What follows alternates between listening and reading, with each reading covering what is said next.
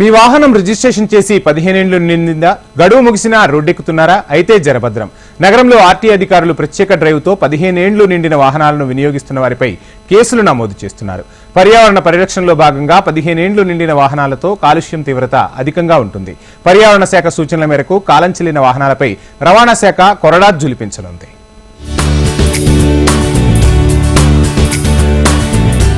15 ఏళ్లు నిండిన వాహనాలతో కాలుష్యం తీవ్రత అధికంగానే ఉంటుంది.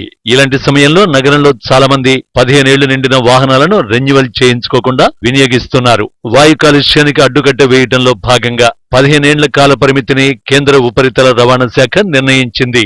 అయితే వాహన సామర్థ్యాన్ని బట్టి మరో 5 ఏళ్లు రెన్యువల్ కు అవకాశం కల్పించింది. ఈ క్రమంలో ద్విచక్ర 4-వీలర్ వాహనాలకు గ్రీన్ ట్యాక్స్ చెల్లించాల్సి ఉంటుంది. ఈ లెక్కన 15 ఏళ్లు నిండిన ద్విచక్ర వాహనానికి సాధారణ ఫీజు 1432 ఉంటుంది. దీంతో పాటు గ్రీన్ ట్యాక్స్ 2000 చెల్లించాలి.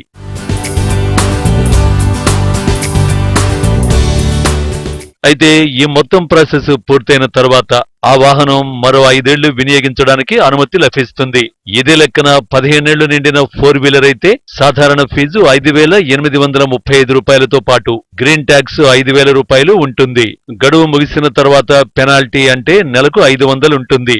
ఈ మొత్తం ఫీజును మీ సేవలో చెల్లించి ప్రక్రియను పూర్తి చేయాల్సి ఉంటుంది. ఒకవేళ 4-వీలర్ 20 ఏళ్లు వినియోగించి ఉంటే గ్రీన్ ట్యాక్స్ 10,000 చెల్లించాల్సి ఉంటుందని రవాణా శాఖ అధికారులు తెలిపారు. దీంతో మరో 5 ఏళ్ల వరకు వాహనం వినియోగించే వీలుంటుందని వివరించారు.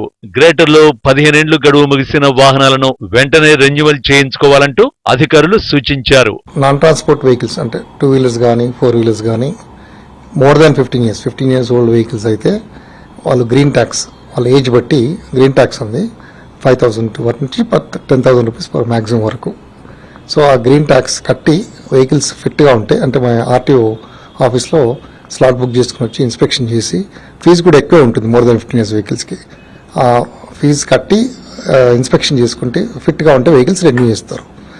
సో అట్లాగే ట్రాన్స్పోర్ట్ వెహికల్స్ కూడా as long as their fit renew చేస్తారు. కాకపోతే ఇప్పుడు వాలంటరీ స్క్రాపింగ్ పాలసీ వస్తుంది. గవర్నమెంట్ ఆదేశాలు వెలువడగానే ఎవరైతే స్క్రాప్ చేయదలుచుకుంటారో ఈ ఆథరైజ్డ్ స్క్రాపింగ్ సెంటర్స్లో స్క్రాప్ చేసుకుని వాళ్ళొక సర్టిఫికేట్ ఆఫ్ డిపాజిట్ అని ఇస్తారనమాట స్క్రాప్ చేసినట్లుగా. అది తీసుకుని ఇంకా గవర్నమెంట్ ఆదేశాలు వస్తే వాళ్ళకి ఏమన్నా ఇన్సెంటివ్ వచ్చే ఛాన్స్ ఉంది. అంటే కొత్త వెహికల్ కొంటే ఈ పాత వెహికల్ స్క్రాప్ చేసి కొత్త వెహికల్ కొంటే గవర్నమెంట్ ఆదేశాలు వస్తే ఇన్సెంటివ్ ఇచ్చే ఛాన్స్ ఉంది, అవకాశాలు ఉన్నాయి. దేశంలో రోజు రోజుకు వాయు కాలుష్యం పెరిగిపోతోంది.